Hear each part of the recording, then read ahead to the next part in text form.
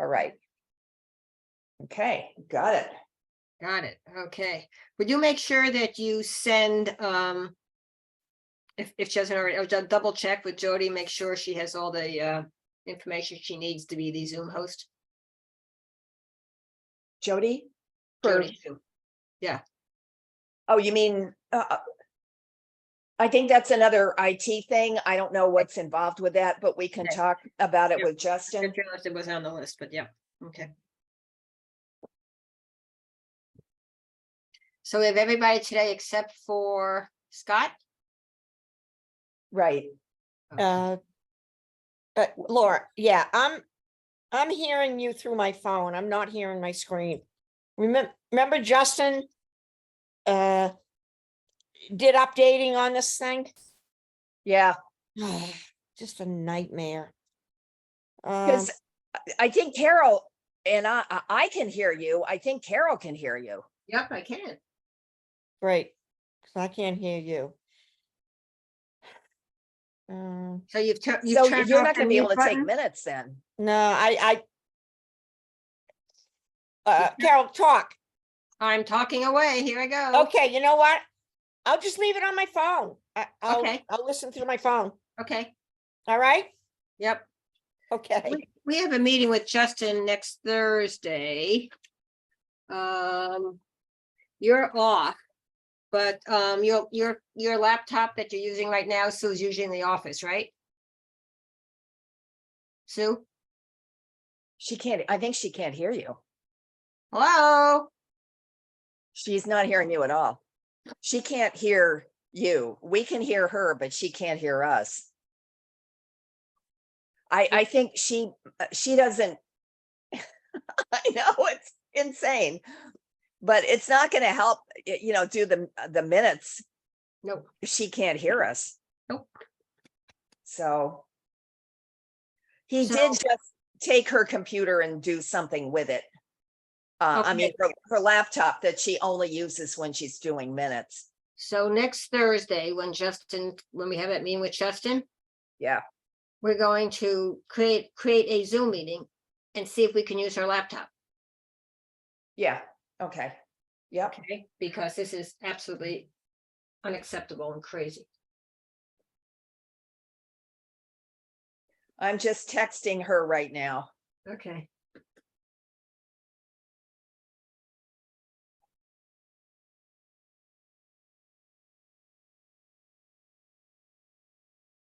I hate to say, but it's fairly typical.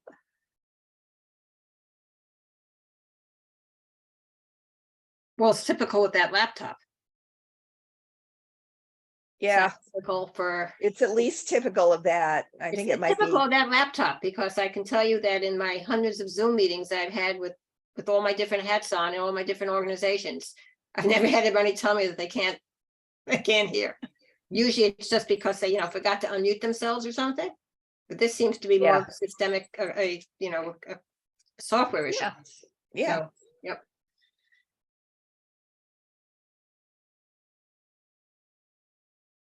Okay.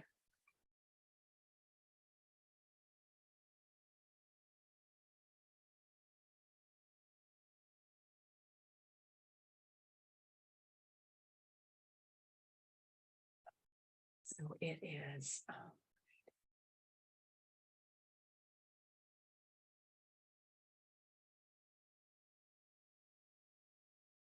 Oh, Susan. All right.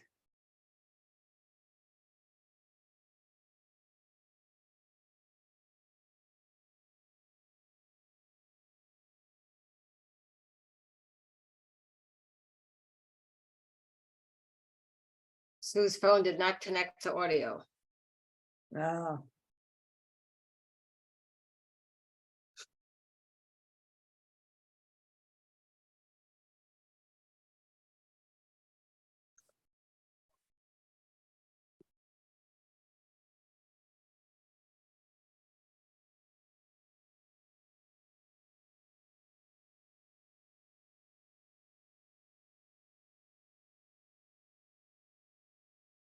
Sue, can you hear us now?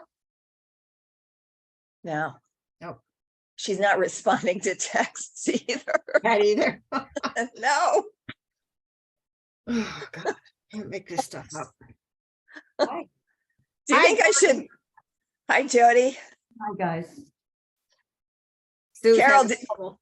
Oh, sorry. Do you think I should try and communicate with Sue and tell her just don't bother doing the meeting? Because Well, if she can't hear anything, then there's no Yeah, point in doing the how, meeting. yeah, So here she is now on, I see her iPhone on my screen here. you do? Yep. It's on mine. Huh. Not on mine. Okay. So, So I'm telling her, Carol says, you might as well take off. Yep. That makes sense? yep.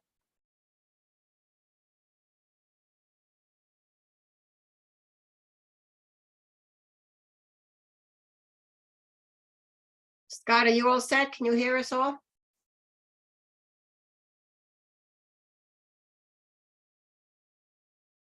Where's Scott? Wait a minute. I just saw him now. Yeah, I think I let him in, but he's, where did he go? All right. Folks who joined the meeting, bear with us for a moment.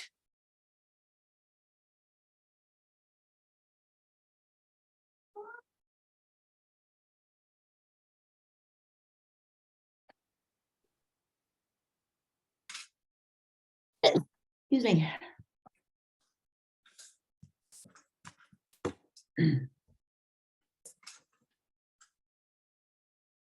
Hey, George Get is this meeting here. going in just a minute.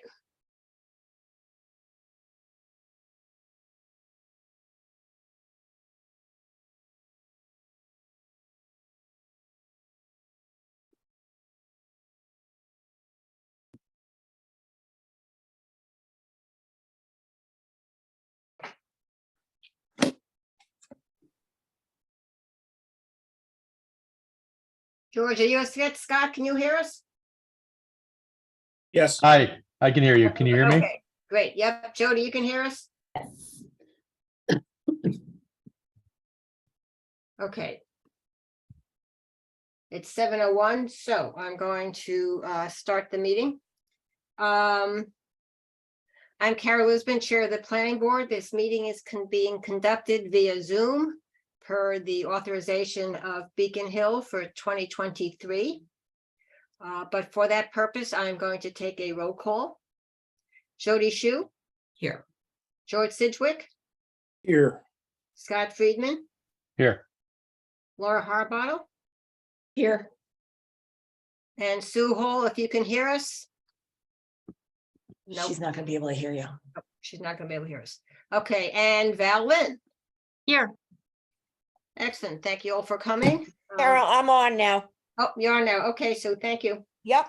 So I called the meeting to order at 7:01. So the first item on the agenda tonight is a swimming pool application by Dr. Michael Kochi and his wife Katie Cristostomo on Dedham Street on the corner of Mill and Dedham, Holly Kelsey's old house, for those who may have used Holly as a vet. Hello, Dr. Kochi. How are you this evening? I'm well, thank you. How are you? Good to see you. Do we have any representatives other than yourself for this application tonight? Me, Mark O'Hearn. Okay, and are you representing Pools by Andrew? That's correct, Carol. Okay, thank you. And let's see, who else do I see here? Josh Goldman? Yes. Yes, are you an interested citizen or are you here for a specific application or item? Just a neighbor. Oh, okay, a neighbor to the Coaches. Okay, Correct. very good. Okay, thank you. Okay, so Mark, would you like to give an overview of the project and let us know anything that that we should know before we deliberate and review the application? Sure thing. It's, we're planning on constructing a 16 by 34 in-ground gunite concrete swimming pool with just a coping edge and Basically, it's gonna be grass right up to the edge of the pool. There's no patio around the pool. Pretty simple, straightforward. Using a cartridge filter. We have a backwash area for when they drop the pool in the wintertime, a dry well of sorts, which we'll be installing. And the coach, Dr. Cochi knows about the fence requirements. He's still up in the air about the type of fence, but he's aware of the code that the pool needs to be fenced in. I think he's searching for a vendor right now to find out what material he wants to use. Okay, but Michael, it'll probably be around the 5 feet from the pool, as the application said. Yes, of course. Okay, great, thank you. And I mean, it's a beautiful piece of property. Just looking at the overview, do you envision any trees being cut down in order to put in this pool? No. No.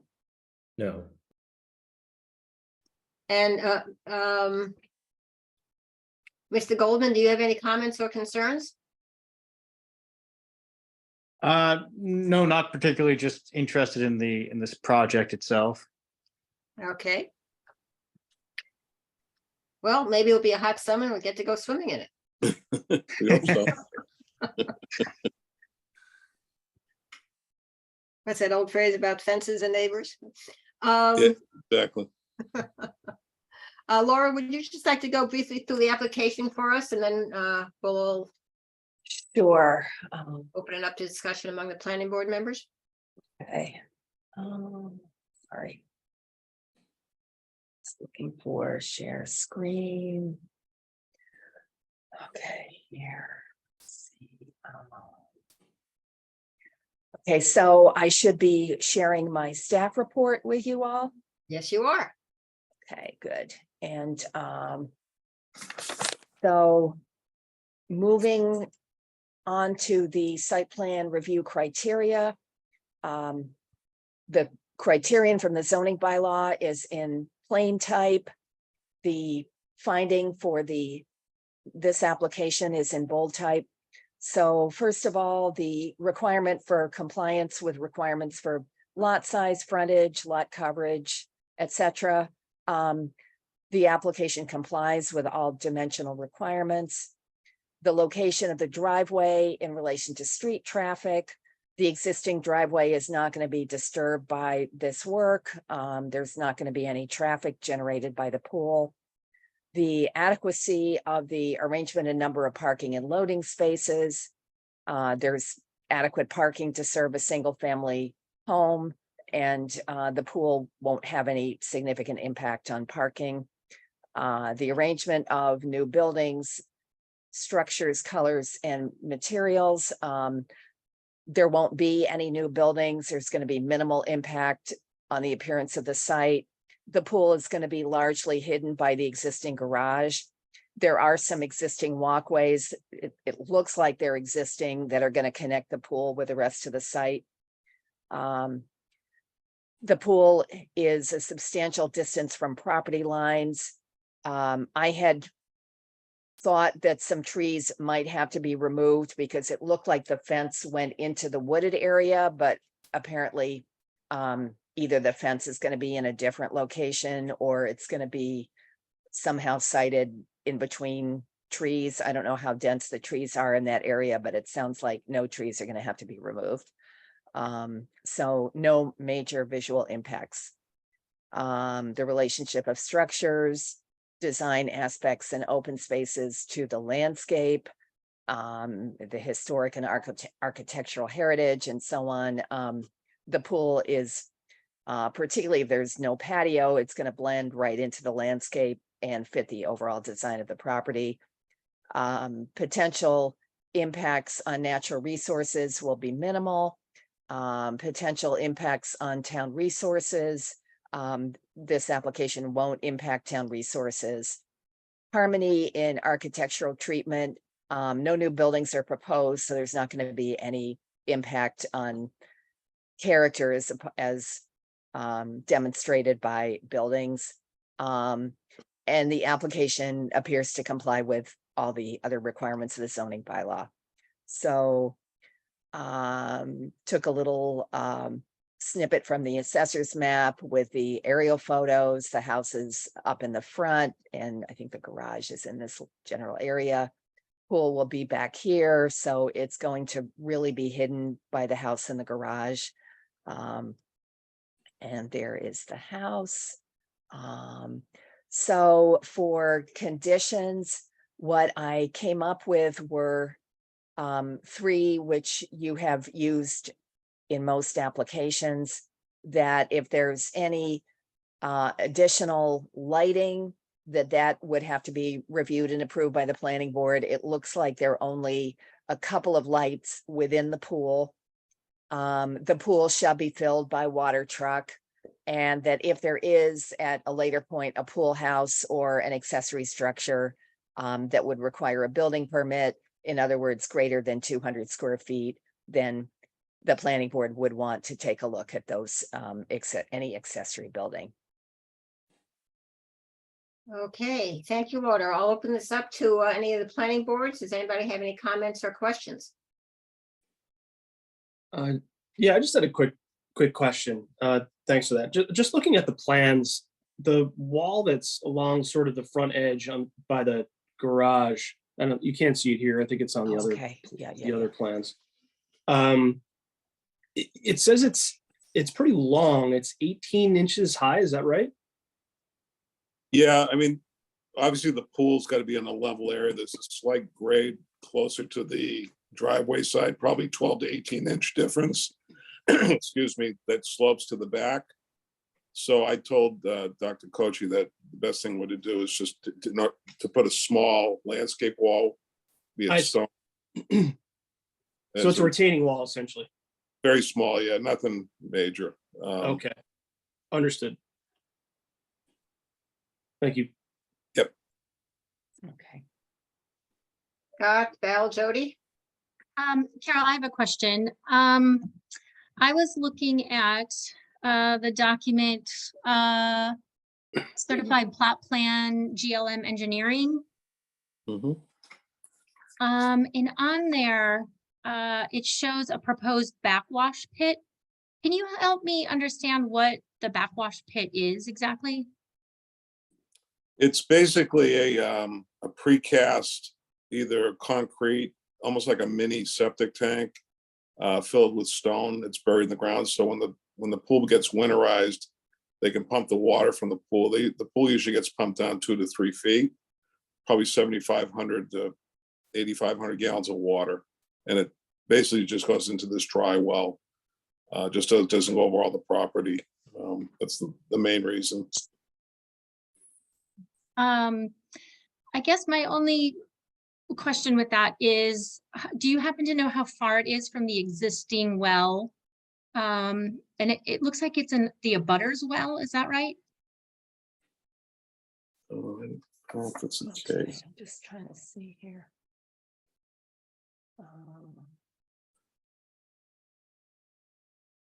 Do you want me to try and share the plan? If you don't mind, that would be great. Sure. Otherwise I can share it too, whichever.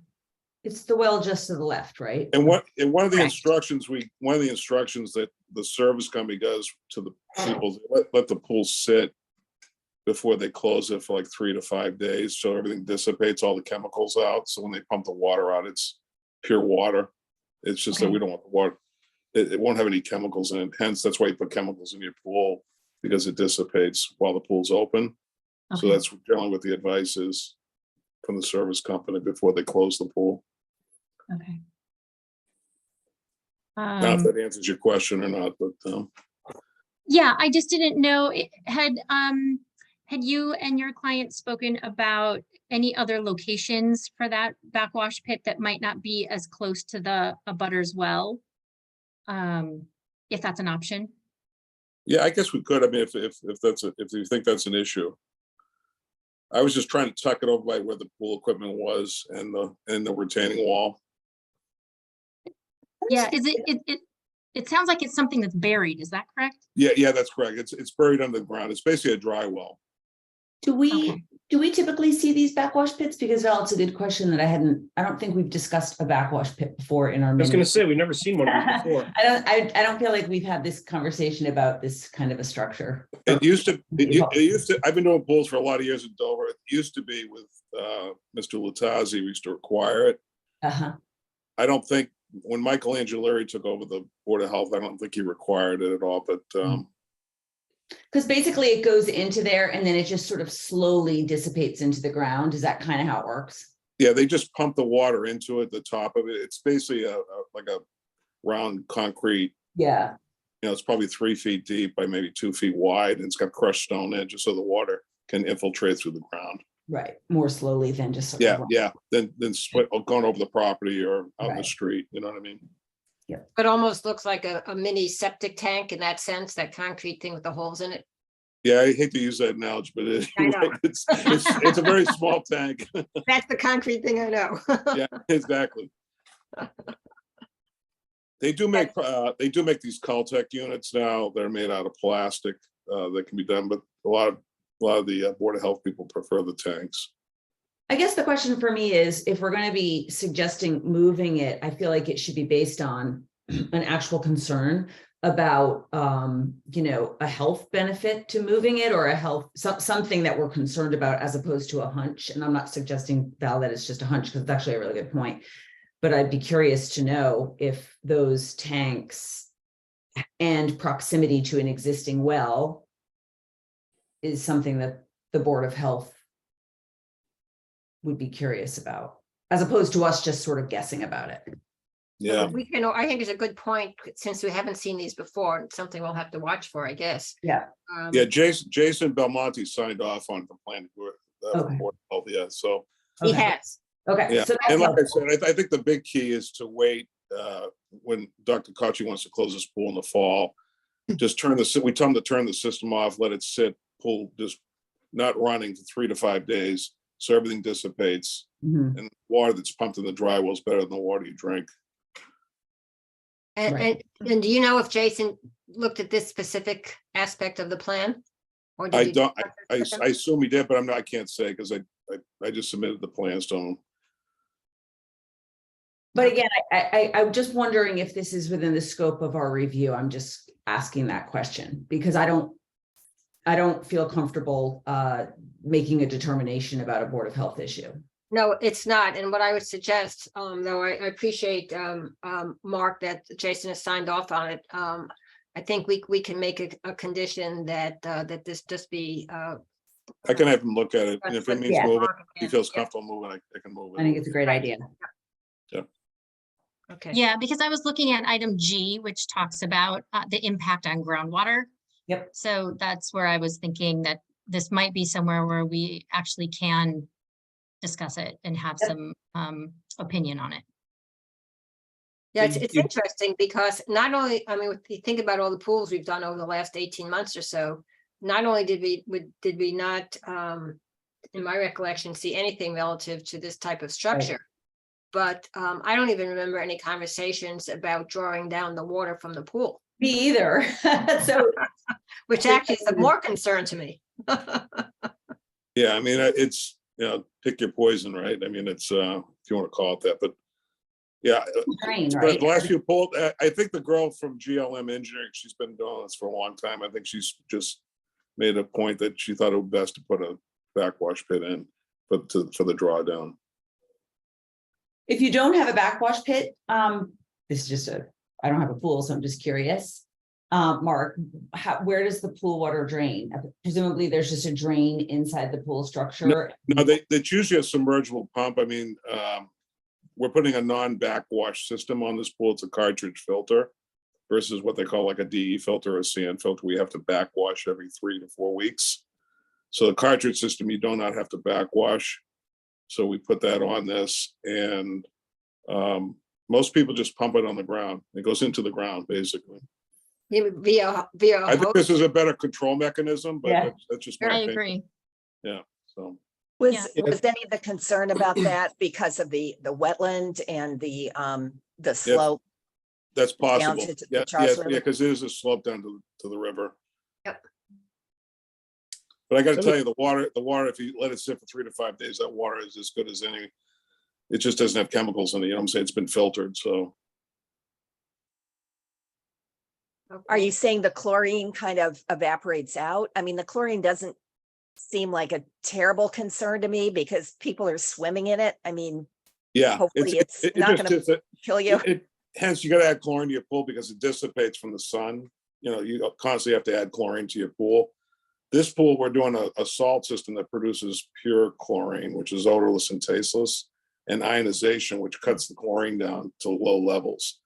Normally, a pool needs, like if you go to a swim club or a country club or any public pool, they have to produce 2 to 3 parts per million chlorine. There's only gonna be like 0.5 parts per million chlorine in this pool because the ionization is gonna do the majority of the disinfection. And the ionization is done with what they call copper and silver. So it's a pretty state-of-the-art system. That's helpful. Hey, any other questions, comments? Okay.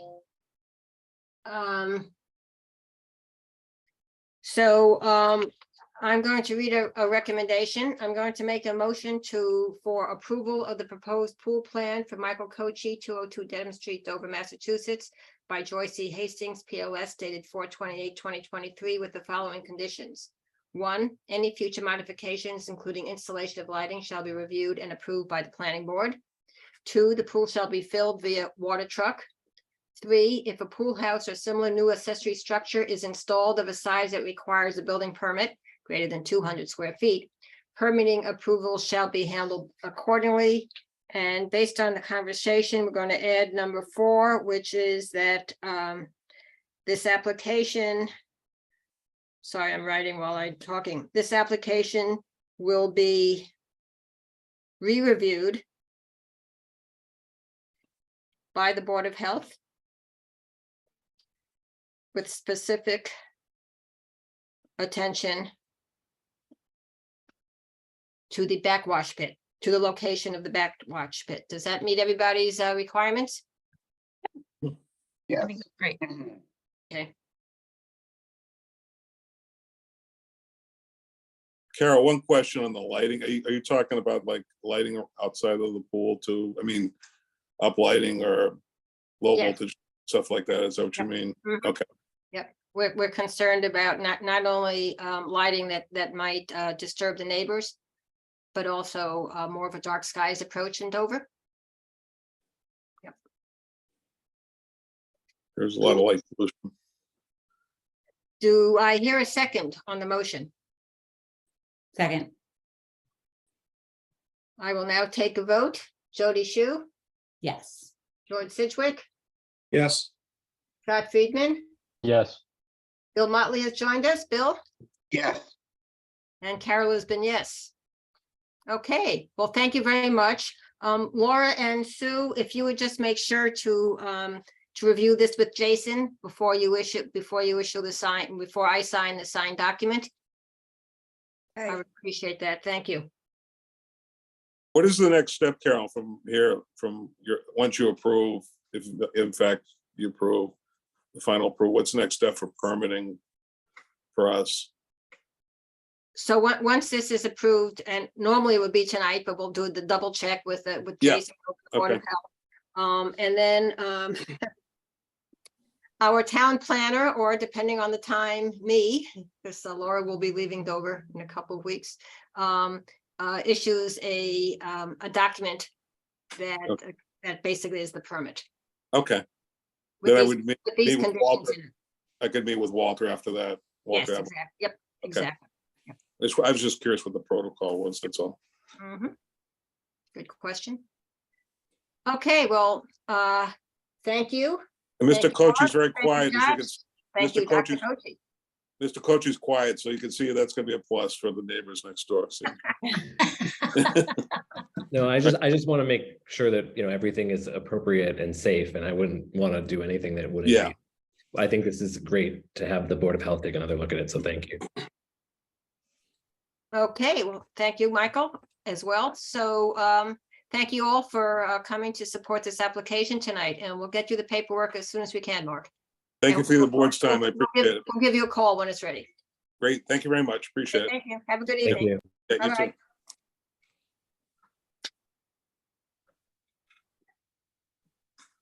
Well, we learned something new every application. Yep. Very, very interesting. It is amazing that you can just sort of like empty your pool into your yard. I had never thought about that Funny. before. I but never yes. thought about it before either. How many Somebody- pools did we do last year? And now all of a Oh, sudden, wow. I guess none of us have pools, huh? I guess not. We need some friends with a pool. Yeah, right. I was hoping we all be friends with Mark after this, but guess not. Michael's actually a colleague of my husband's. Michael, sorry. I do think that we need to have a further discussion with Jason about this. Yep. It might be another one of those standard conditions that we add. I wonder how they feel about this, you know, if it's 7,500 to 8,000 gallons of chlorine water flowing somewhere near wetlands, that seems like something they would be interested in knowing about. I'm Well, surprised. first of all, Mark said that the chlorine's out of it by that point. Well, right, for this, but you let for it this sit. system, for this system, it is not for a normal pool that we're talking about, where you just throw a pump in the pool. Oh, that's and- right. And that's why we've never discussed, all we talked about is filling the pool. We've never had a discussion That's- about. This is, emptying this the is my pool. point, is Emptying it. that, you know, Yeah, so we will need to understand that a little better from the Board of Health. Absolutely. I mean, I guess we're making the assumption that they haven't thought about it, right? Either. Right. I mean, it could Maybe be. they have. Maybe they have. Exactly. Easy enough to find out. Yeah. So we'll look into it and educate us all once we have an answer to that. Okay. So we'll go to item number 2, which is next steps on the tree preservation activities. Val, do you want to give us all an update? So Carol and I had a great conversation with Kevin McCabe in the Highway Department. We went through all the recommendations and talked about how we can add some tree preservation elements to the stormwater management bylaw that's being reviewed right now. So he is going to work with a consultant. We talked with him about using the Brookline stormwater management bylaw as an example of how to have an effective tree preservation element in there. They have a sediment and erosion control section within their stormwater management bylaw that really talks about which trees can and can't be removed on lots during construction. And so we're going to look at that and see what we think can work here in Dover. Because right now, and I actually have a perfect example of this, right now there are no sediment and erosion control pieces to our stormwater management bylaw. And over on, it's not Glen, maybe it's, Yorkshire, I believe. There's a house that's being built that cleared the lot all the way right up to the property line. And so there's water running into the abutters yard now. So if we had some sort of an erosion mechanism, and there's not even anything that requires right now contractors to put hay bales along property lines after they cut a lot. It literally can just run into the neighbor's lot, and only once that neighbor raises a concern, then would or could the contractor have to do something to mitigate it.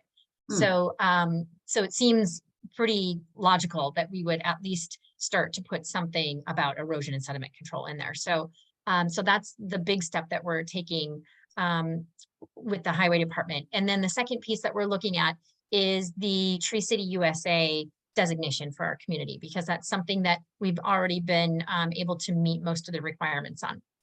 So that's the next piece I'm looking at. And then Laura, in all of her amazing skills, has already submitted a proposal for another grant for us to work with a natural resource protection zoning bylaw. Is that correct, Laura? Do I have that? So that's been submitted and we're just waiting to hear back from the state right now. Is that correct? Yeah, we know the state got the application. The application is actually for a tree bylaw as well as the natural resource protection zoning. When you So say it the should application, do, Lori, do you mean a consultant to help consider those bylaws? Is that what the grant application is for? yeah, it sounds to me like you've all discussed the ideas of those bylaws for, several years. And so, I don't know how much additional decision making you have to do over the basic idea that you're going to adopt those bylaws, but they'll work with you and present you some alternatives and some options for, different ways to do it. And the natural resource zoning, I think, is of interest because you do have a lot of open space Mhm. that's potentially developable. And this would really guide development towards that type of subdivision instead of a conventional subdivision. So you'd be saving some open space and, it would have a much nicer feel to it. Right, but I'm be better sorry, to environmentally. clarify, those would be two different bylaws. That's what we're talking. Yes, yeah, Consulting definitely. can help us with both. Okay. Yeah, you probably wind up with two different consultants Yeah. because,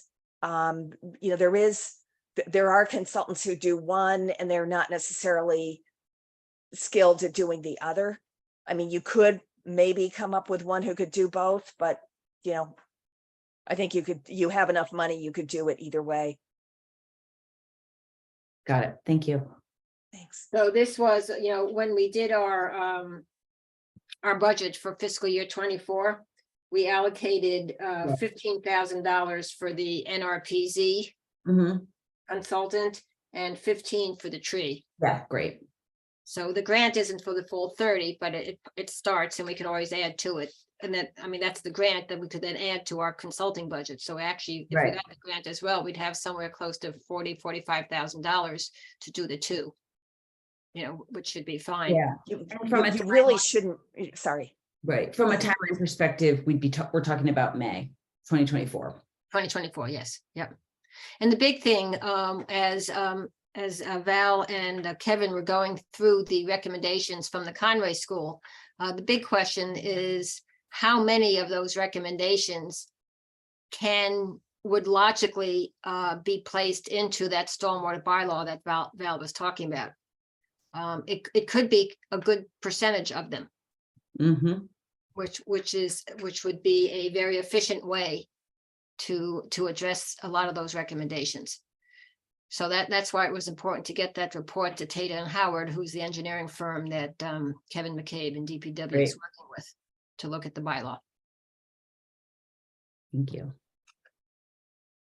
A couple other things with the natural resource protection zoning. I don't know if all of us remember back in 2017, that was looked at and brought forward. So the town has looked at it in the past. And so we'll take another look at it, especially on the heels of hail, not knowing what's going to happen with hail. And then we have the MBTA zoning pieces coming through, which both could impact large lot development. So that's kind of where this would benefit our community.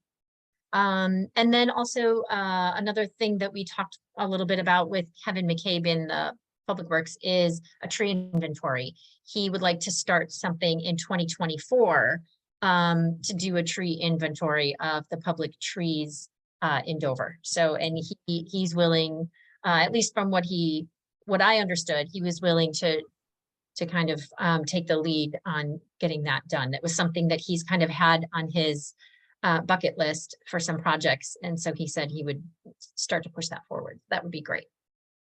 And that applies to both hats that he wears, Chris. In addition to being director of the DPW, he's also the tree warden. Right. Yep.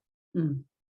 And there's some grant money that he can apply for to help fund the tree inventory. So he's going to pursue that. So that's kind of where we're at. Thank you. Incredible amount of work again. And third, every time we have a meeting, there's more to say. So thank you for that, for all those. Little steps. Big Um, steps. That sounds like big steps. big steps. Any other questions for Val or thoughts on any of what she's just updated us on? Okay, thank you, Val, for that. Next item is some planning updates for me. I have a bunch of little things. The completion of fiscal year 23 activities, which is on the agenda. So there's quite a process to go through after town meeting approves a bylaw. It has to go up to the Attorney General's office at the Commonwealth and get approved. All that paperwork has been submitted. And if last year's in the indication, I think it was somewhere in the September, early October timeframe when we heard back from the state.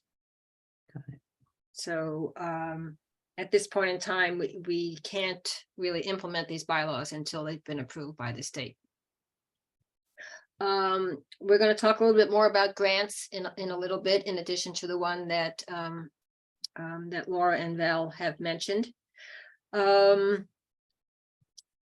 I had a couple questions from a few of you about what's going on at the water feature down at Dunkin' Donuts. What is going on? Yeah. So a quick background for those that weren't involved. So back in 2019, over a period of a week or so, a water feature appeared. It had never gone through the planning board, and at the time It was right on the heels of the Dunkin' Donuts, pretty much. right on the heels of them, and never went through the planning board, and the building inspector didn't think it had to. So I actually reviewed my numerous emails in my water feature folder, and it was quite a discussion back then. I had sort of forgotten about some of the nitty-gritty details of it, but it was determined that given the site plan review that had been done for Dunkin' Donuts and the mass of the water feature, that in fact it did require site plan review. So after the fact, we did go through site plan review, and there was an approved site plan. Over the last couple of years, it stopped working. And when Jonathan, the young man who owns the company that does these water features, went in to fix it, which he thought were just some clogged filters, because they wanted to get it up and running. It's going to be a stop of the garden tour that's coming up next weekend in Dover. And found out that it wasn't just simply a couple of clogged filters. He basically, as you've all seen, had to take the entire thing apart. So I saw him the other day when I was downtown. He said, "Hey, Carol." I said, "Yeah." And so he's rebuilding it with a little bit simpler. There aren't going to be any big urns. He's going to integrate a seating area into it, so it's a little bit more cozy for a seating area. And he is supposed to send us an email with the plans. I don't know. Sue, have you received anything from him? No, I haven't, but I have talked to him as well. Okay, so you might want to follow up with him next Sure. time you're in the office and get those plans. Yeah. Okay, so that's what's going on with that. Carol, can I just ask a question? So why wouldn't the new plan be, what, I'm missing something. Why wouldn't that plan be brought back before the planning, if the determination was? An excellent it- question. Yeah, feels like that. Exactly. Are you all kind of thinking the same thing I'm about to say? yeah. Exactly. Yeah. Yeah, Like- so can we talk about that? Well, we've got to get a hold of him and we've got to get the plans. But Okay, if so you're trying to have it ready for next week, that And- doesn't sound like a You possibility. know, I haven't been down there. I don't know where he is on it. I don't even know if it's a possibility. So, Well, even if it was a possibility from a construction perspective, if it needs a site plan review, it's not a possibility. well, we'd have to officially put it on hold. So is that what the group wants to do? well, I think that we need to be consistent in the way we treat all reviews of sites, of all site plan reviews. And typically, when we review, we don't allow construction to begin on something until we've reviewed the site plan, and we've all voted on it. And if the determination was that we goofed previously, I don't think that is a waiver on round 2 that we would grant, you know, we would allow them to commence the construction without a site plan review. So I just sort of feel like as a planning board, I think we have to have some authority here. And I think there's a process for which we're all sort of believe that everyone is obligated to follow. And I don't know why we would make an exception here. I agree. Just to refresh my memory, so I'm clear, Carol, because I obviously was a part of that as well. And Bill, just for clarity, I don't think we goofed. Like it literally never came to us as a planning board, you know what I mean? Because we had no idea that that was being built. And one day everybody was like, what's up with that thing being built down there by the Dunkin' Donuts? And I think what we determined, Carol, if my memory serves me, is that it's an accessory structure. And so therefore of a certain size. Is that the rationale for the site plan review? It had to do with the site plan review for Dunkin' Donuts. Yeah. Okay, was very clear in the landscaping plan. So this was a change to the landscaping plan, and as we The see, building, not the Dunkin' Donuts, the Right. structure owned by I forgot the gentleman's name. Jonathan from whatever is Marston, I think. Marston, Jonathan Marston. So as you've seen in the wording that we look at every time we look at a site plan review, okay, there's a clause in there about substantial change. Right. And Walter did not think that turning a brick plaza into that monolithic water fountain was a substantial change. And is that his decision? That was his decision. When we found out about it, we said time out. Okay. We required a site plan review. We had town council involved so that we all understood what a substantial change meant. And we got that clarified between the building department and the planning board with the hope that that would not happen again. And then we did the site plan review. It was after the fact. Right.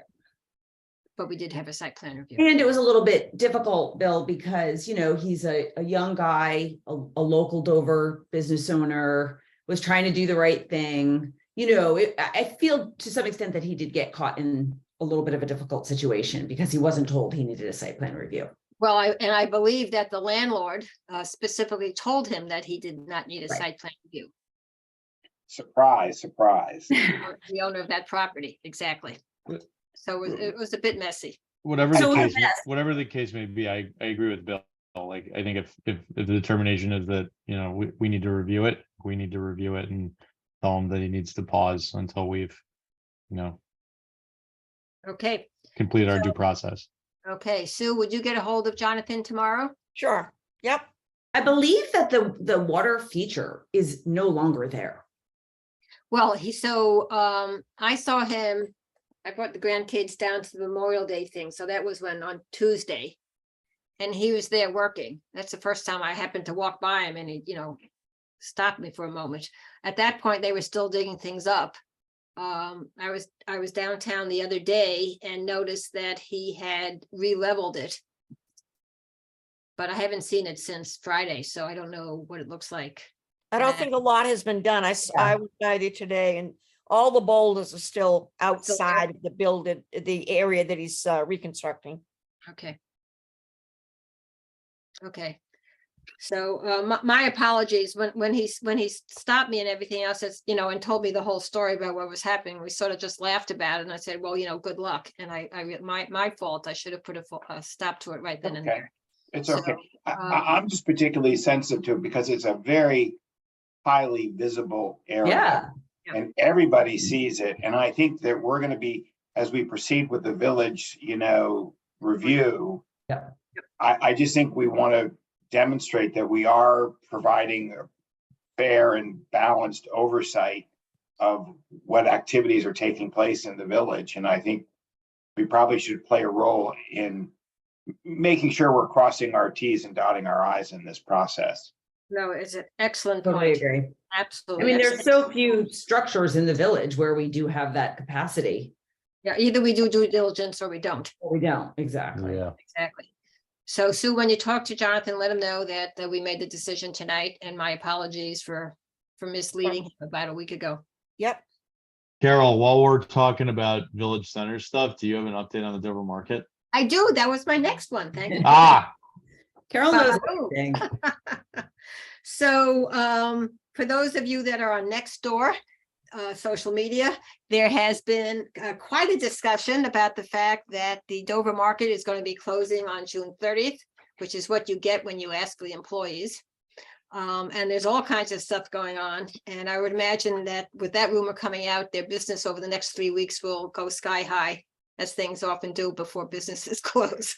But as you know, Bill and I have been in conversations over the last 18 months or so with the Bravo brothers who live in Somerville, who own that property.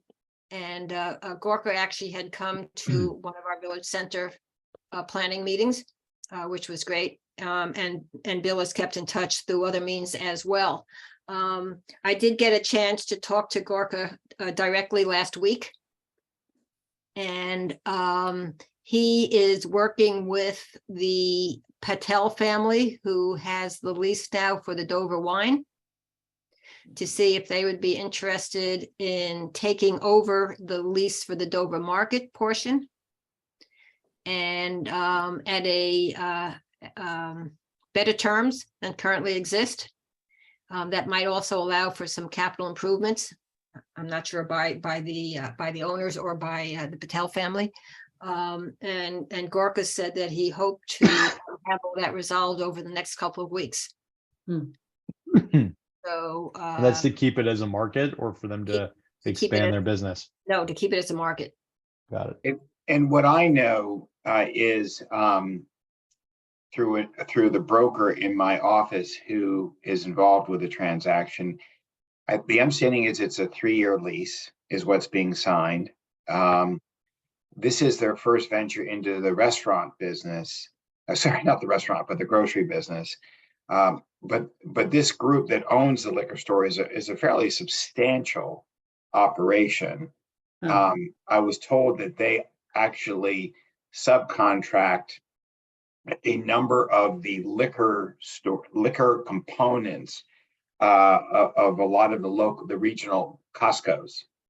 So when you actually go to the Costco, they are the ones who I think are subcontracting and running those liquor departments at Costco. So it's a fairly sizable operation, is what I've been told. So hopefully that will all happen. Clearly, whatever terms that we've all talked about tonight need to stay as private as it can, given that this is a recorded Zoom meeting. But my comment on social media was, let's not panic and see what happens over the next couple of weeks. Yeah. I guess that's what I would continue to say. And hopefully that's the case. And, Gorka made it clear to me, and it's made it clear to Bill, that he's very interested in working with us as the planning board and looking at zoning changes so that he can plan appropriately with us to do something with that property. You got to figure though that if they're entertaining the possibility of cooperating with us and understanding that there could be a zoning change and that the building could be demolished, I can't imagine that they're going to put substantial capital into the existing site for the operator of the wine store. Yeah, my guess it was more capital in the sense of cosmetic type stuff. Yeah. So Correct. He But, seemed like, interested if I were.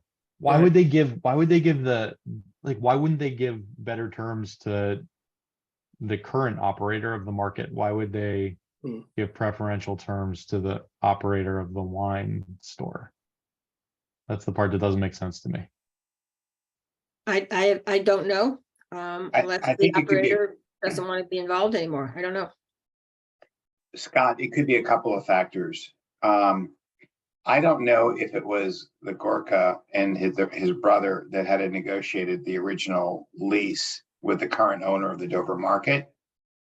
But I know that on a revenue-based, schedule, I know that the income, the rent derived is a function of sales. And I think the sales have dramatically declined at the Dover market. And I know that, what drives a lot of the sales for the revenue for the liquor store is being next to the Dover market. So the liquor store has suffered as well.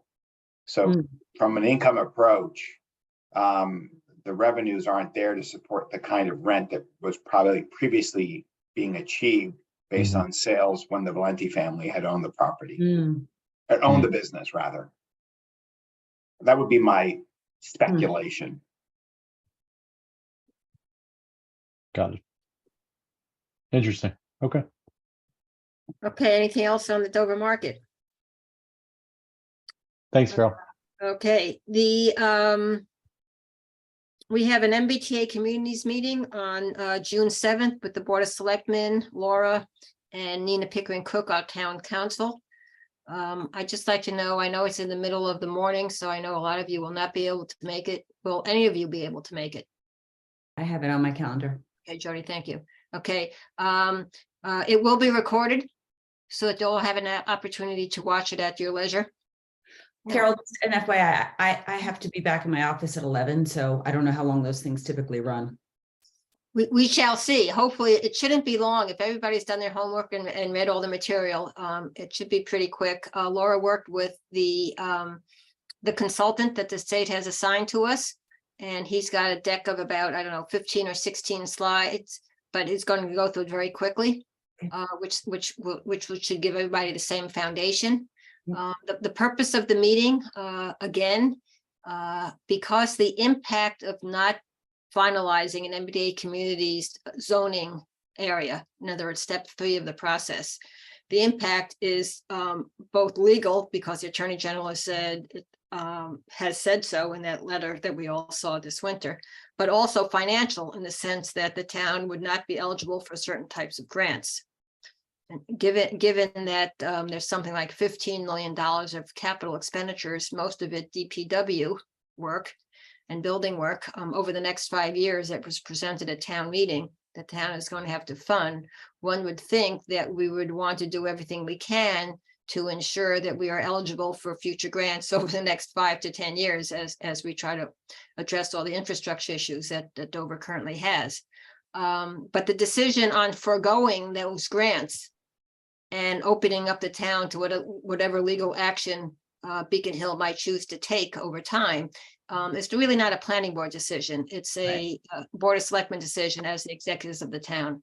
So that's why we're meeting with them, to make sure that they support this and that they will back our efforts, and that we all work together as a team to get something zoned and to town meeting to be effective by December 31 of 2025. Just a question that may not have an answer yet, but do we have clarity around what's at stake in terms of grants, or is it sort of vague what the state is saying about the kinds of grants you might be ineligible for? It's very specific. It's MassWorks grants. And if you go on into the state under MassWorks, it gives you all the type of stuff. Yes. And I think there are 2 other categories as well, but they're all very defined within the state grants, system. So it should be very clear to everybody what we would be risking. And also penalties too, right? Right. And that's the AG's letter. So after it came out, a lot of towns said, well, you know what? We just won't apply for the grants. Right. And the Attorney General's office then came out with a letter, which basically said, there's more to this than a financial component, and we're not going to allow you to get away from implementing the requirements of the MBTA Communities Act just because you're willing to forego grants. So there will be legal penalties. Now, that question and many of the questions that come up as you start working all this, there aren't any answers yet, because everybody's still in the middle of the process. Like, what are the penalties, right? Or what happens if this, or what happens if that? Well, there aren't any answers yet. Right. The nice thing is, as a small adjacent community, we have until December of 2025. So by the time we get to town meeting, which would be the May 2025 town meeting, that's quite a ways away. So by that point, there should be a very clear picture presenting itself about how the state plans on dealing with towns and questions that they haven't yet been able to answer. There was another article in the Globe. It's in the Globe constantly, but this Yeah. morning about Newton and what they're Oh, I haven't seen that one yet. big town, so it's a little bit of a different thing. But Carol, I appreciate you pulling this meeting together because I think the worst case scenario is being in conflict with the Board of Selectmen about this for any reason. Either we're like all in it or they're not, is basically the way I think about it. Well, if they're not, right, then that's their decision. That's We're what I not- mean. We're not going to pursue something that No, they're not, exactly. right? They're having been a selectman, it's a selectman decision. Right, totally agree. So Planning this- board plan board can implement it, but the decision to proceed has to be done by the selectmen. Yep, totally agree. So, so hopefully it will be a short meeting. Yeah. To your question, right? But I will tell you, I think Laura sent out all the material as well. But as part of the email with the agenda, and attached to the agenda was all the stuff. But the website that the state has, you just go Google MBTA Communities Act and go into the mass.gov. It's a wonderful website. Great. Gives lots of great information. So hopefully we'll have good news after that meeting, and then we'll proceed. And again, the good news is that, you know, we have 2 years to get this done. So it's important, it's on the priority list, but it's not urgent at this point, once we have buy-in. Laura, anything else to add on that? No, I think you covered it.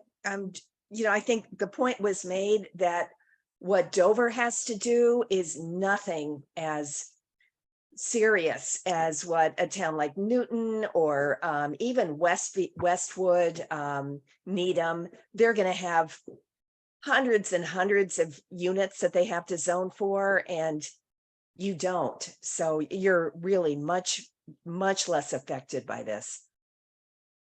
And just a factoid, of the 171 communities that fall under this act, all but 6 adhered to step 1 and step 2. So there are 6 that are fighting it. We'll see what happens with that as well over Do we know time. who they are offhand? It's on the list. If you look at the agenda with all the backup that Laura sent to you, she supplied a list of the state of the towns, and a yes or a no.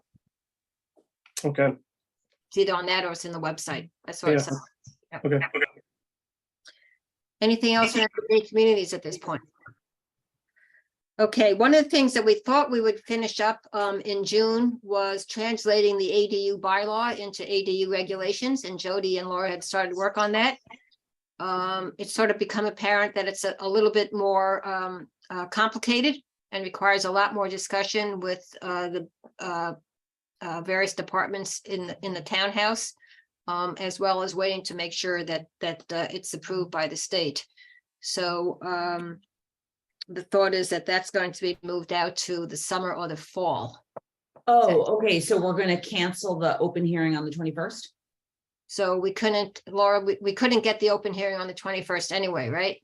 That's right. Yeah. Oh, okay, Yeah. Sorry if we, no you know, problem. didn't get that covered, but no, with vacations and getting the ad together and trying to incorporate Walter's input. I mean, there were Yep. a number of factors that all played into not making that June 21st Okay, deadline. okay, well, that's fine. It gives us a little time. It's not urgent.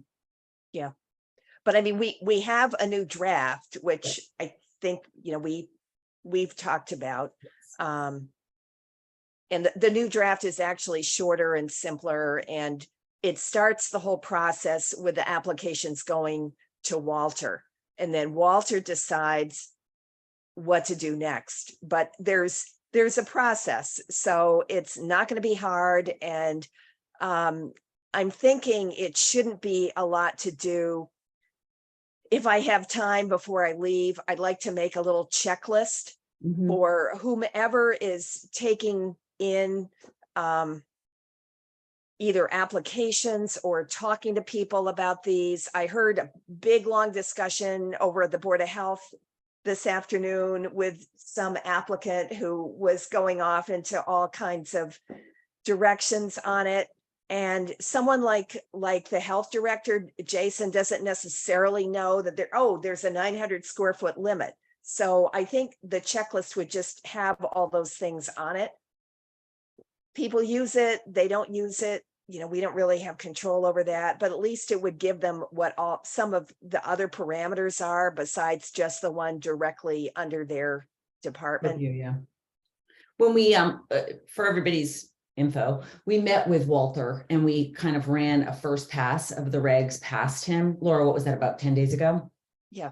And he was the one who suggested that the process begin in the building department, which we were very happy to hear because it makes sense. And he was the one who said, he typically for all projects has a checklist so that the applicant is responsible for, walking through the townhouse to the various boards and committees that they need to be getting sign off from, as opposed to the planning board being responsible for, shepherding an ADU application through the system. So I think that makes sense.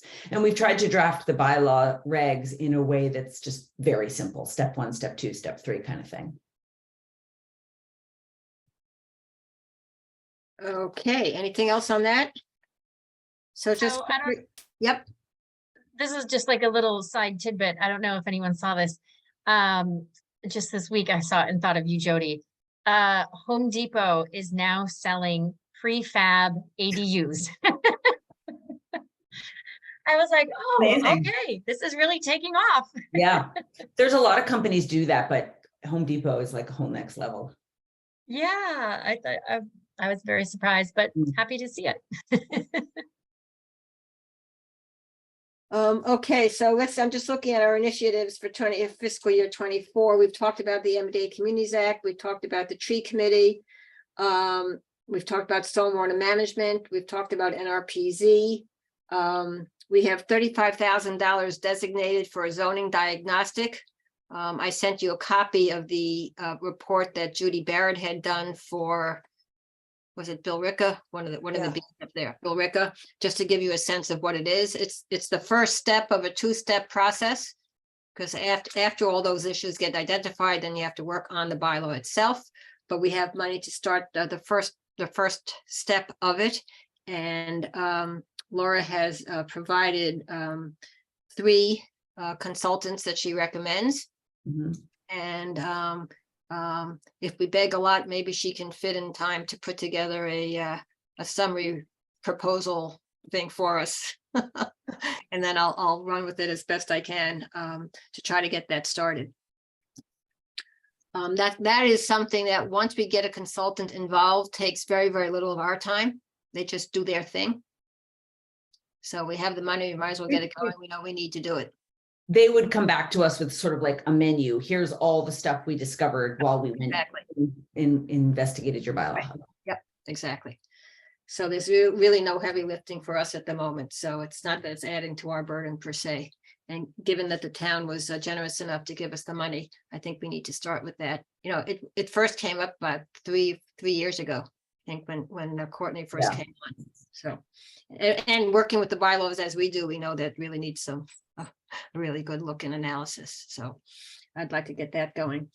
Hale Reservation, an update. The selectmen are meeting as we speak with Westwood selectmen, attorneys, to review the conservation restriction that has been being worked on for the last 12 to 18 months. Their plan is still to have a meeting in the fall. When the town election is over on Monday for the Carroll Community Center, then on Tuesday, the trustees who will be co-holding the conservation restriction with the town of Dover will do a blast of their social media campaign and education campaign with going live with websites and FAQs and all kinds of things to start the process of educating the public for those that have not attended these little coffees that are popping up all over the place. So I would expect that July, August, September, we'll be very busy with that process. And then we'll see what happens with the town meeting. The date has not yet been set. The planning board will be able to take a look at the CR as soon as it's basically done, or final draft, I should say, because there may be aspects of the CR that impact zoning. And we need to be able to identify those and make sure that those that have negotiated understand that either the CR needs to be changed to meet our zoning, or that the CR might require, when those terms are implemented, a process going through our zoning board of appeals. So And, for- and who from town council will review that specifically? Will that be Nina, or will it Nina. be it will be Nina? Okay.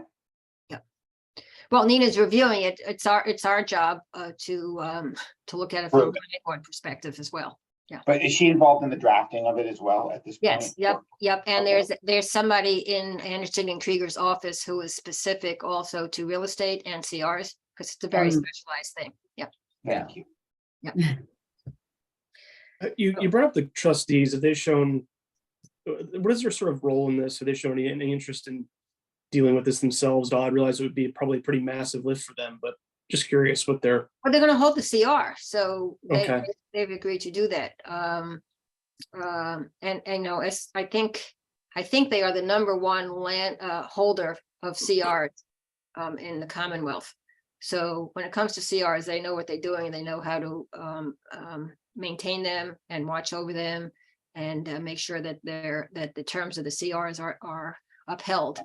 So partnering with them was a great, I don't know, I don't remember exactly how it came about, but being a partner with the town of Dover does not have the expertise or the staff, okay, to monitor a CR of 600 plus acres, but the trustees do.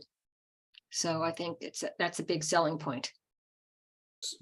Carol, I had spoken to Eric Arnold briefly about the efforts, and one of the things, in addition to the efforts with the town of Dover and the town of Westwood, there's also been a third fundraising effort to raise money for this venture, and he had indicated that they'd actually were very close to fulfilling their goals.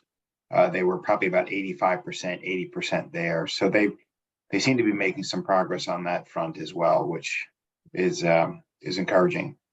Yeah, I had a meeting with Eric a couple of weeks ago as well, and let's see, the number was they're trying to raise $46 million, 10 million from the Dover CR, 10 million from the Westwood CR, That's and right. 26 as a combination of private fundraising and grants from foundations and federal Yeah. government, state government, and so forth. Some part of the private money that they're raising is conditional upon the CRs. So I don't know Yes. what that is, right? So Yeah. Yeah, so there is some tentative philanthropy Yeah, there. that- contingencies later- attached to it. Right. And you know, the questions about if Westwood approves the CR and Dover doesn't, does that have any impact? If Dover doesn't approve the CR, what is Hale Education really going to do? We haven't yet seen a map of what part of the property is actually going to be under the CR, what part of the property is going to allow to have some improvements to it, and what part might be saleable, if you would. So we need to see the map. We need to look at the terms from a planning board standpoint. Right now, I think I'd mentioned it's 2-acre zoning. So if they wanted to sell some of that property, it would be 2-acre zoning. Be a perfect spot for NRPZ. So I think there's some synergy there if town doesn't approve it. So it's not often we have 3 town meetings in a year, so this is a very busy year for everybody. And at some point, at one of our meetings, I saw DA Hayden, who runs the trustees for the whole Metro West Boston area. She's based in Powasset. Some of us know her well from coming before the town on other things. Anyway, I offered a meeting with DA and probably Eric to present to the planning board at some point, and she welcomed that opportunity. So we'll put something together for that probably in the early fall, depending on how the negotiations go with the CR. Anything else on Hale? Okay. The job search. So I think I sent you, and we need to approve. We're gonna go to the next item on our agenda, item number 3, regular board business. So with the help of Carl Valenti, we've hired Community Paradigm, which is the headhunting firm that did the search for Mike, our new town administrator from the town of Easton, and actually did the search for our DPW director for Kevin McCabe. So they know Dover quite well. Bernie and Sharon. Bernie is the principal. Sharon is works with Bernie. I had met with both of them to talk about the town administrator job back in the winter when they had called about that. And so we met for about an hour and a half last week. And they have put together a town statement, which I've sent you, which sort of goes well above the job description, which is pretty dry. And the purpose of the statement is to say, why would you want to be a town planner in Dover? So as of today, they are going to be posting that. They're going to be doing their thing. Bernie is already in touch with various people that he thinks might be interested. It's not going to be easy. We can all talk about how Laura is totally irreplaceable anyway. And in this case, she truly may be irreplaceable. We'll find someone. I hope so. One of the things that we tried to do in the statement, I'm not sure if you picked up on it or not, but a lot of people go into planning for urban planning, and this Dover is not urban planning, and we're not housing planning. We're more green space, open space, tree stuff, village center type planning. So for those, what? Pools. So for those that are interested in a less urban approach, this would be actually a great spot. So that sort of was a lot of the focus. We tried to make clear that we've got funding, that the town is committed to those types of activities. And hopefully that will appeal to those that are out there that aren't just looking for, large urban planning type experiences. So we'll keep our fingers crossed and keep you informed as that process starts. We don't have an end date. It will be out there, and Bernie and Sharon will do their thing until they find a candidate that's acceptable to us. So fingers crossed. In the meantime, we'll sort of go through the same process that we went through for the time period between the time that Courtney had left and Laura came on, which is that Sue will keep me informed of phone calls and emails that come in. And we'll just have to address each application as it comes in and decide whether it's something that we need to respond to or whether we could hold off on. And so I need to have approval on the contract that was part of the package sent to you for the $9,900 and I have it right in front of me, $50 or so. So I'd like to make a motion to approve the contract between the Town of Dover Planning Board and Community Paradigm for the search for a town administrator. Do I hear a second? Second. Any other comments or questions? Okay, we'll take a roll call vote. George? He's on mute. He's on mute. Scott? Yes. Bill? Yes. Jody? Yes. Carol? Yes. And George? Are you still on mute or are you away from the desk for a moment? Okay, well, that's a vote of 4-0. So there you go. Thank you very much. And I'll let you know how all that goes. Then we have approval of the minutes of April 24th and May 8th. Those two were sent to you as part of the email for the meeting. Hi, George. Sorry about that. My iPad's running out of batteries and the charger isn't charging it, so I had to go and chase down a charger that does work. No problem. We just voted on the contract for the community paradigm for Oh, the okay, town planner position. got it. So I'd like to make a motion to approve the minutes of April 24th as submitted. Do I hear a second? Second, Anybody have any edits or comments on those minutes? In that case, we'll take a roll call vote. George, Approved. Bill, yes. Scott, Yes. Jody, Yes. and Carol, yes. Okay, and same for the print in the minutes of May 8th. Motion to approve as submitted. Do I hear a second? Second. Any comments or questions? In that case, we'll take a roll call vote. Bill, Yes. George, Yes. Scott, Yes. Jody, Yes. Carol. Yes, okay. Thank you, Sue and Laura, for doing those. Mhm. So, this is our last meeting with Laura. And Laura, I can't thank you enough. You have just been a godsend to us. And not only in helping us proceed with the day-to-day activities of the planning board, but as an educator for all of us. Mm. Um, That and is huge, Carol. That is huge. Education is absolutely the number one thing that she has brought to us. it's been wonderful, and just the conversations you've been able to have with your guidance as we think through some of these more complex issues and initiatives has just been invaluable to all of us. So I can't thank you enough. And an absolute pleasure to work with. Absolutely. Oh, You sure we can't get you to Likewise. reconsider? 6 months? 6 months? unless How I about want to 4? see my name in the globe 4. with, big bold print. I can't, but thank you. And it's been a pleasure working with all of you too. Bill, I It begged. really has. You did? I have Okay. begged. I've been on my knees in that office.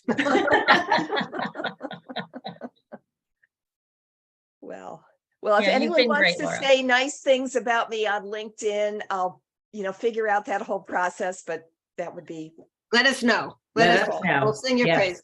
praises. okay. Happily. Absolutely. So Laura's going to be with us through the 15th of June. So it's the last meeting, but not her last day. And I know I've spoken with some of you and Laura as well. So you've got a couple more days where you can pick her brain.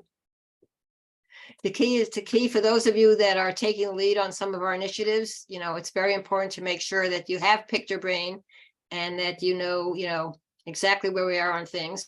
Mhm. Laura will be contacting some of the outside consultants that we've worked with to let them know that she's no longer there, and to send the emails to both Sue and to me. So for instance, Scott, on the floodplain maps, if something comes out of the state, we'll know about it. Yeah. So it doesn't get lost, that type of thing. Right. And we'll just, do the best that we can. And think of you before we make decisions. What would Laura do? Well, What would you do? WWLD. Yeah, there you go. Oh, you guys are too funny. Well, thank you all again. It's really been a great experience. I've enjoyed all of you, and you're so motivated and sharp and on top of things. It's great. So thank you. Well, thank you. We've been My a pleasure. great team, and you've been an integral part of this team. It's hard to believe it was only 12 months.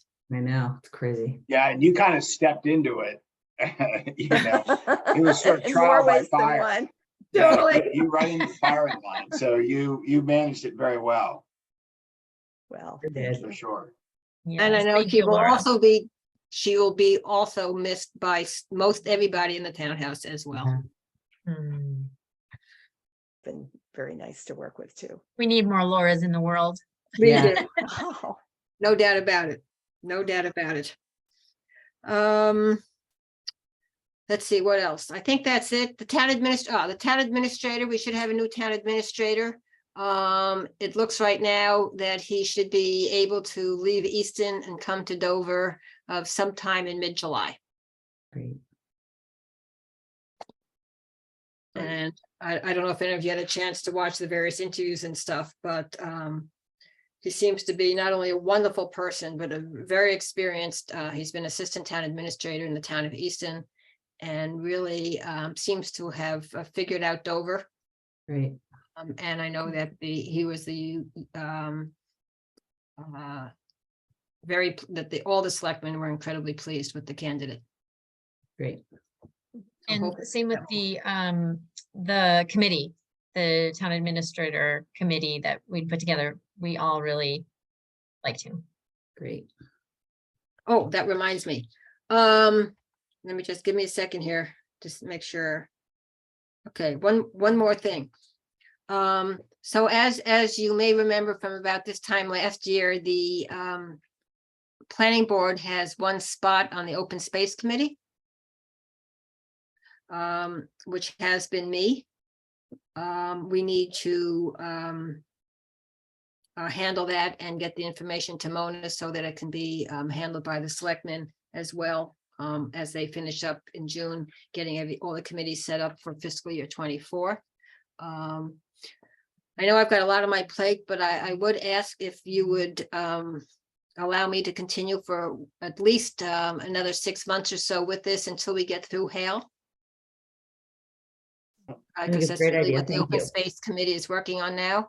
The other aspect is that the open space and recreation plan, which like the Dover master plan, which is the planning board's responsibility, the open space and recreation plan is responsibility of the open space committee. And Amy Mood, who's chair of the open space committee, and Courtney had been working on an update to the plan because it's about 11 years now. And they got about 90% there, and then Courtney left. And so it's still out there. And the open space committee actually needs to get that done. It does have an impact with some state grants and stuff, just like we're going to have to start thinking about doing an updated master plan next year.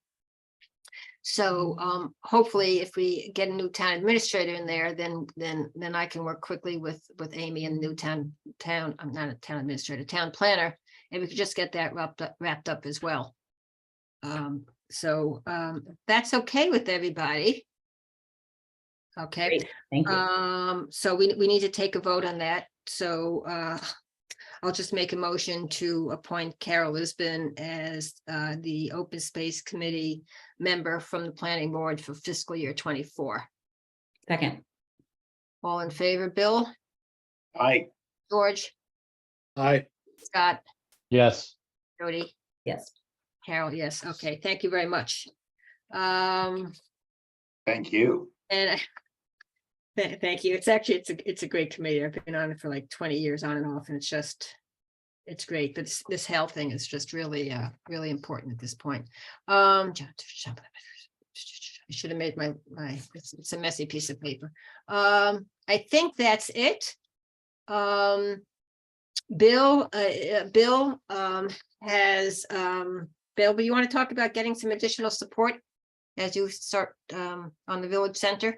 Well, I was just, I'd called Carol about 3 or 4 weeks ago, just apologizing. I literally had what has seemed to be about a year's worth of work sort of piled on me in the last 2.5 months. And so I've been so overwhelmed that I haven't really been able to really move the Dover Village Center project forward. And so I had just said to Carol, I don't want to remove myself, but if there is an individual who would like to sort of be involved with this in a co-chair capacity, I would certainly welcome it. Just because I think it's a big project and I think it's an important project, and I certainly welcome the cooperation of anyone who has an interest in it. So I put that out there for you all. And the only quick update I have on the Village Center was that Laura, in her continued helpful ways, had written a memo to Carol and I about sort of steps going forward in terms of bylaws and approvals. And I'm hoping to talk to Laura shortly about this, about, how we could advance the process forward. We're working on that. And I'd be happy to, when we have more information, I can share that with the committee, with the planning board. So you don't have to, let Carol know if you have some interest, and we can go from there, but certainly would welcome any assistance. Great. I can help you out, Bill. I can co-chair that with you if that makes sense. Wonderful. Why don't the two of you talk about that? Great. Wonderful. Anybody have anything else? Okay, our next meeting is on June, it was moved to June 21st, which is a Wednesday, I believe.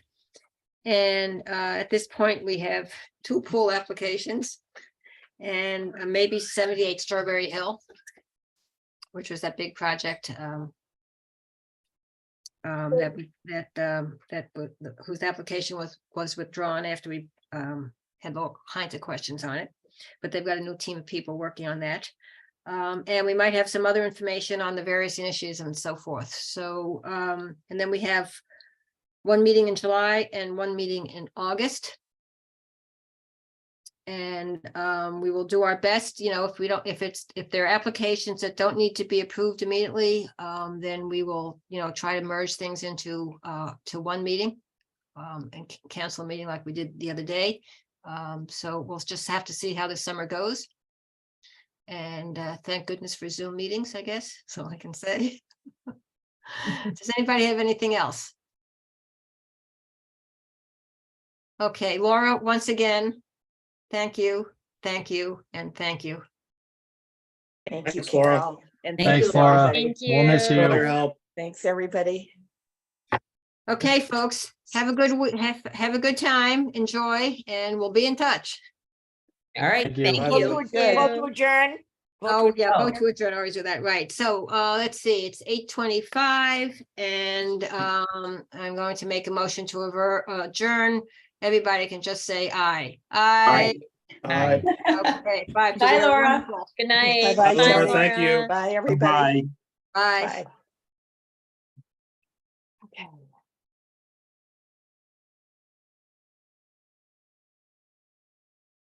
Who is Susan? Do we know who that is?